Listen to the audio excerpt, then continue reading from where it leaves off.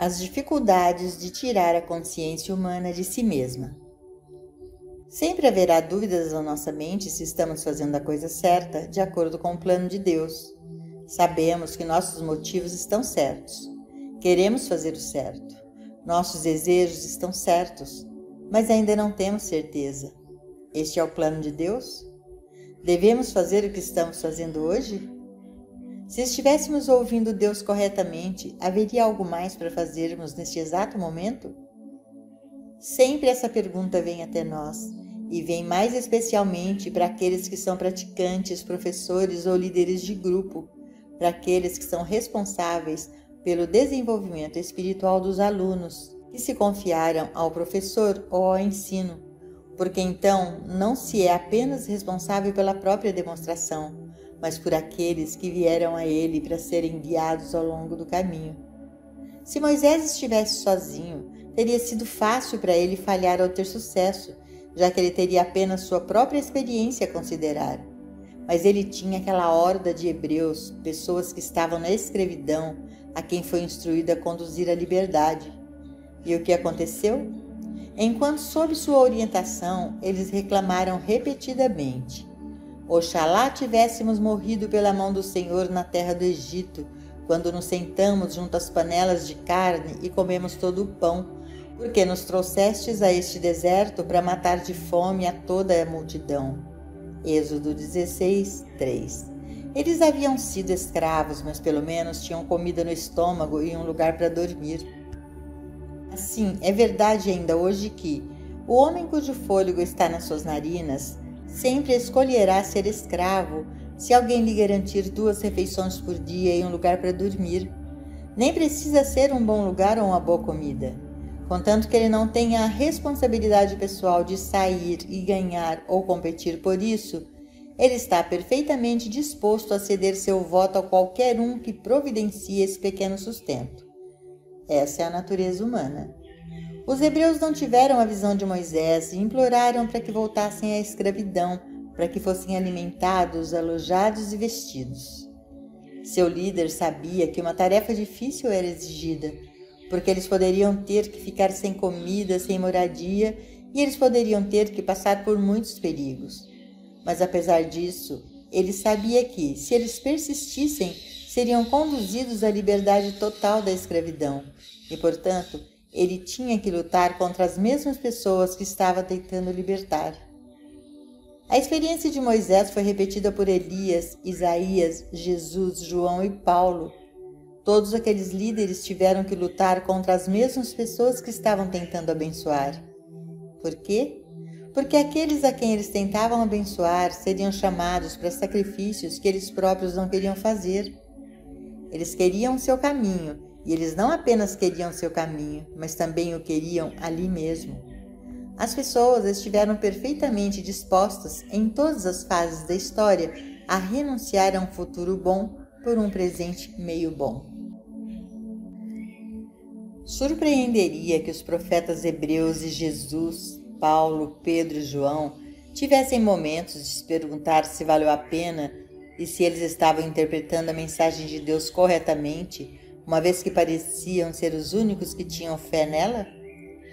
Mesmo esses grandes líderes mantiveram um traço de humanidade, e isso se expressou em algum momento ou outro em dúvida, medo e desânimo. Temos ou não temos um senso de separação de Deus?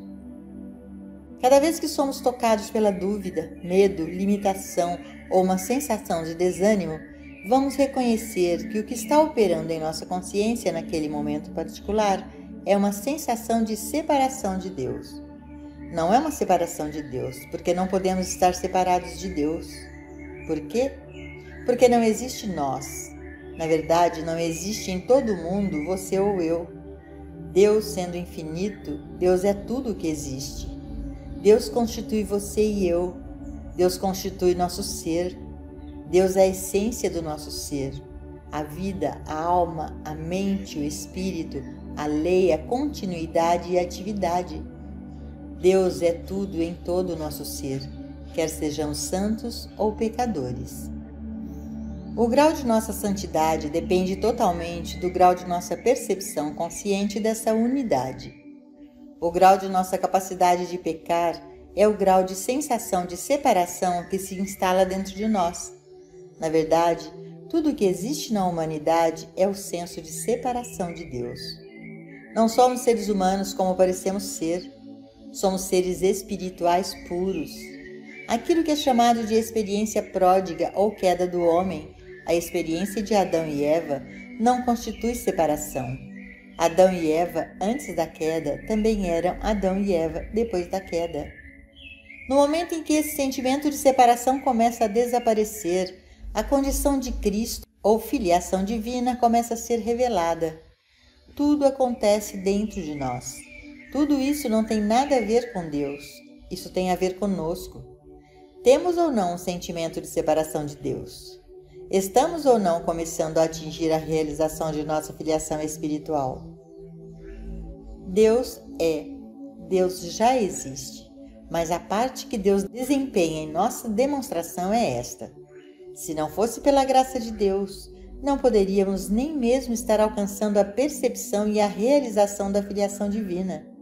Em outras palavras, que ninguém assuma o crédito por estar no caminho espiritual, porque ele não se colocou lá.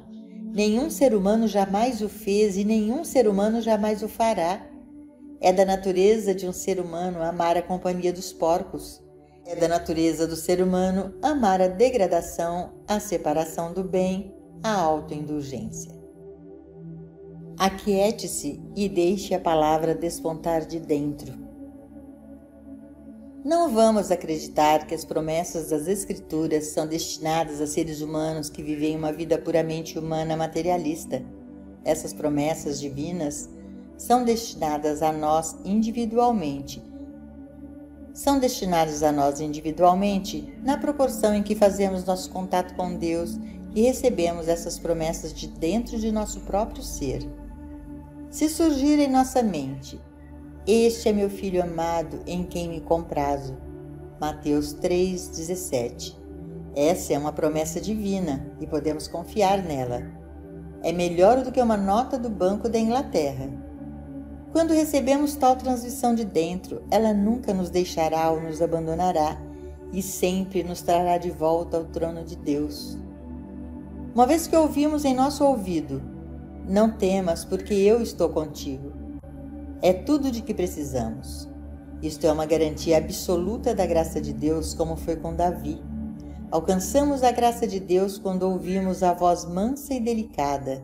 1 Reis 19:12. Dentro de nós, quer tenhamos ouvido isso como uma voz, sentido como um impulso ou apenas alcançado como uma consciência, independente de como venha, nós alcançamos a graça de Deus. Então podemos dizer com confiança: bem, Ele vai me conduzir além das águas tranquilas. Salmos 23:2. Mesmo que eu tenha que cruzar algumas águas agitadas para chegar lá, Ele me faz deitar em pastos verdes. Salmos 23:2. Mesmo que eu ande por alguns pastos áridos antes de chegar lá. O ponto importante não é se temos ou não o que consideramos felicidade ou paz completa hoje. Via de regra, isso é apenas uma ideia obscena do que constitui felicidade ou paz. O que conta é se estamos ou não nos preparando pelo estudo, pela meditação, pela companhia dos que estão no caminho espiritual, para ouvir aquela voz mansa e delicada, para a experiência real do Cristo. Assim que o conseguirmos, ficaremos livres de organizações, do apoio governamental e de todos os laços que a mente humana deseja colocar sobre si mesma. Uma vez que alcancemos esse contato com nosso ser interior, com nossa cristandade, não ficamos escravos de nenhum homem, de nenhuma organização, de nenhum governo, de nenhuma forma de economia. Somos então livres em Cristo e podemos dizer: Cristo vive minha vida. Não faz diferença se temos capitalismo ou comunismo. Não faz diferença se temos depressões ou booms. Não faz diferença se temos inundações ou secas. O Cristo vive minha vida. Com a iluminação, a preocupação começa a desaparecer. O segredo é fazer o contato com o infinito invisível. Mesmo depois de o termos alcançado, não devemos ficar muito perturbados se de vez em quando surgir uma sensação de medo ou desânimo. Após investigação, normalmente descobrimos que isso não veio através de nada que tenha a ver com a nossa demonstração pessoal, exceto na medida em que nossa demonstração pessoal é afetada por aqueles que nos rodeiam. Quando esses medos, dúvidas e hesitações vierem, provavelmente será por causa de algum amigo, parente, paciente, aluno ou alguém que não seja nós, e é com a demonstração de alguém que estamos mais preocupados do que com a nossa. Ninguém jamais alcança a liderança espiritual se preocupando com sua própria demonstração. Ninguém jamais alcança a liderança espiritual enquanto faz alguma diferença para ele comer ou não comer, se dorme em um celeiro ou em uma casa, se fica acordado a noite toda ou o dia todo, ou se faz isso ou aquilo. Enquanto houver uma preocupação pessoal ou a necessidade de demonstração pessoal, ninguém poderá alcançar a liderança espiritual. Todos aqueles que alcançam iluminação e liderança espiritual e ainda têm preocupação, não a têm com seu próprio bem-estar. Seu destino particular não significa nada para eles. Eles não estão preocupados com sua saúde ou bem-estar pessoal, mas sim com aqueles que chegam ao alcance de sua consciência ou que os procuram em busca de orientação. O mistério da divindade. Ao estudarmos as Escrituras, lembremos-nos de que não há desgraça em chegar a esses momentos de medo ou dúvida, mas vamos superá-los rapidamente e voltar para nossa meta. Interiormente, sabemos que não existe Deus e o homem. Existe apenas Deus manifestado e expresso como meu e seu ser individual. Só existe Deus aparecendo na terra. Grande é o mistério da piedade. Deus se manifestou em carne. 1 Timóteo 3,16. Esse é o mistério da piedade. Deus manifestado em carne, Deus aparecendo como ser individual. Não há separação entre Deus e sua própria individualidade formada individualmente, mas porque podemos estabelecer um senso de separação, é por isso que estamos no caminho espiritual. Deus nos deu um corpo e esse corpo é este corpo. Nunca estaremos separados deste corpo porque este corpo é o produto de nossa consciência.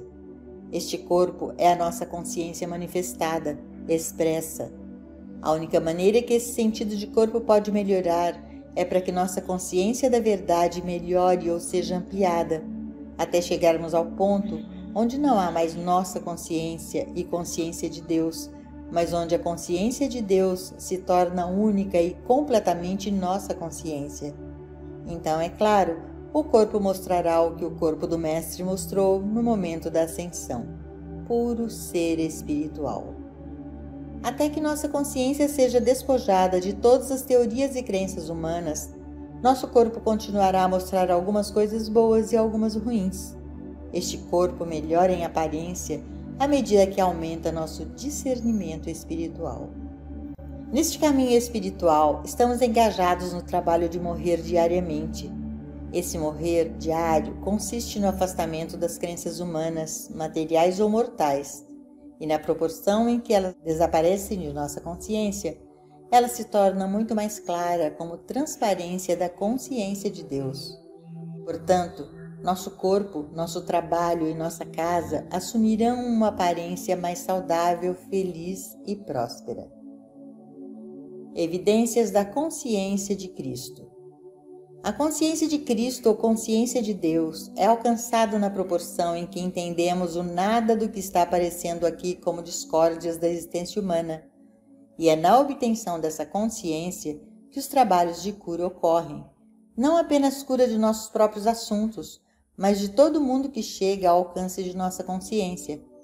Se entendêssemos que a consciência e o corpo são um, inseparáveis e indivisíveis, de forma que não poderia haver qualquer perigo nem para a consciência nem para o corpo, e que todo o erro apresentado à nossa visão, audição, paladar, tato e olfato é apenas o resultado da crença humana universal e não é realmente uma entidade física, mas uma imagem mental no pensamento, não teríamos medo de nada disso.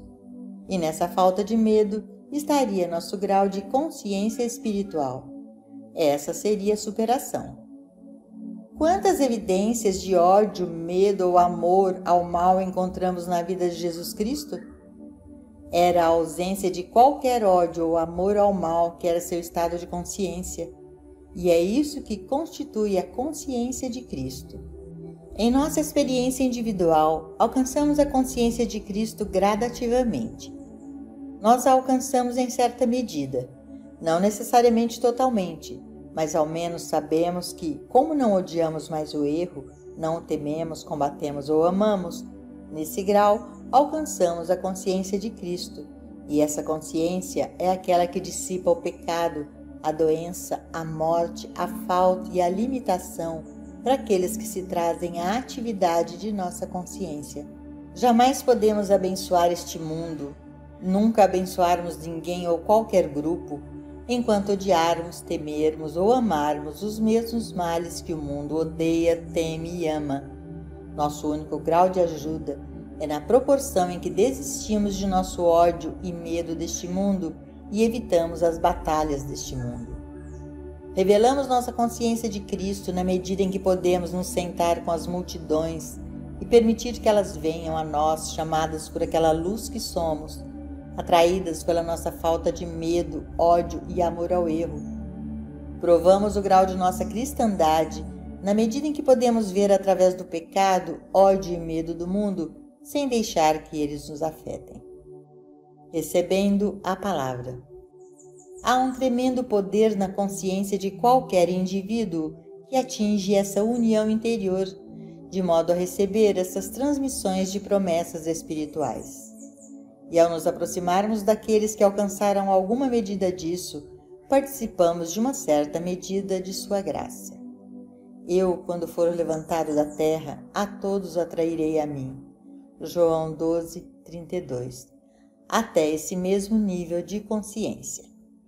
Nós nos beneficiamos da graça realizada um do outro. Qualquer que seja o grau de graça que você e eu alcançamos, compartilhamos um com o outro e o encontramos multiplicado entre nós. Pois onde 2 ou 3 estão reunidos em meu nome, Mateus 18, 20, nesta mesma consciência, esse poder é sentido em um grau ainda maior. É por isso que devemos estar vigilantes para manter fora de nossa consciência os amores e ódios do mundo, seus medos e dúvidas, para que à medida que nos unimos, este influxo do Espírito se encontre multiplicado na Terra. Então, não apenas somos individual e coletivamente uma bênção para todos ao nosso redor, mas para todos aqueles em lugares distantes que, de uma forma ou de outra, foram levados a estender a mão e tocar nossa consciência. Nunca pense, nem por um momento, que essas pessoas encontraram nossa consciência por qualquer meio humano. Elas são espiritualmente dirigidas de dentro e estendem-se de todas as partes do mundo, assim como estendemos a mão para todos aqueles que têm iluminação e nos vemos reunidos um com Deus. Apenas a simples leitura da Bíblia e o conhecimento e afirmação das verdades apresentadas nas Escrituras não são muito eficazes. Não porque não sejam verdade, mas porque são verdades conhecidas apenas com a mente, sem surgirem de um contato interno. As declarações das verdades das Escrituras feitas com a mente servem como lembretes da verdade do ser, a fim de que possamos finalmente ser conduzidos de volta ao próprio contato verdadeiro.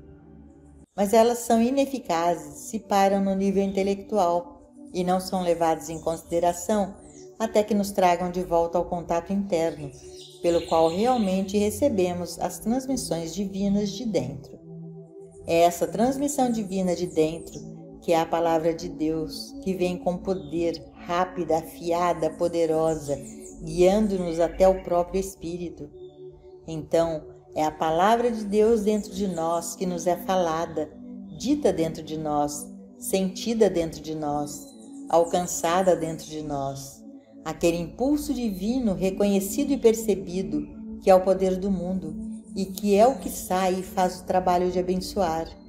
O curador do mundo é o Cristo percebido e realizado.